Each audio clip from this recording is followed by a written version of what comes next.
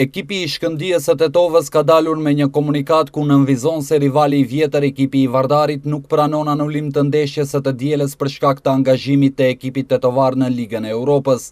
Në komunikat thuhet se edhe pse të gjithë vazhdimisht përsërisin se bashkërisht duhet të angazhohemi për avancimin e futbollit të Maqedonisë, gjithmonë shkelen fjalët dhe premtimet kur vjen momenti kjo gjë të dëshmohet në realitet.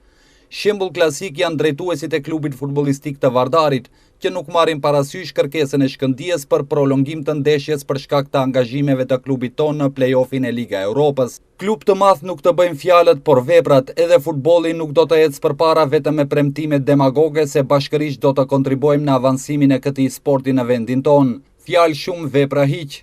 Kot premtimet, mbledhjet, tribunat dhe projektet për ngritje të cilësisë së futbollit të Maqedonisë kur ngecim që në testin e parë kur vjen puna të tregojmë këtë në realitet. Klubi futbollistik Shkëndija prezanton Maqedoninë në Liga Europa dhe arritja në fazën e play-offit për hyrje në grupe nuk ngren vetëm klubin, por edhe futbollin e Maqedonisë në përgjithësi. Dhe në kushte kur ekipi duhet të presë sa më i përgatitur dhe i pushuar duelet me Gentin nga Belgjika. Këtu në Maqedoni injorohet kërkesa e Shkëndijës për prolongim të ndeshjes së xhirës së dytë të Vardari Shkëndija që në program është të dielen më 14 gusht.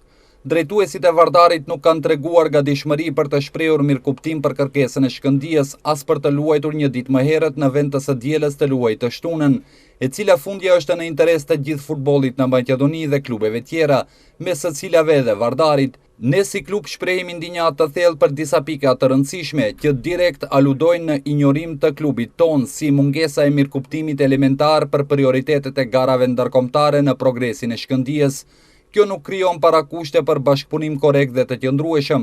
Federata e futbollit të Maqedonisë duhet të mendojë më proaktivisht për të krijuar rregullime shtesë të këtyre aspekteve, nëse vërtet dëshiron të progresojë futbolli dhe vendi në garat ndërkombëtare.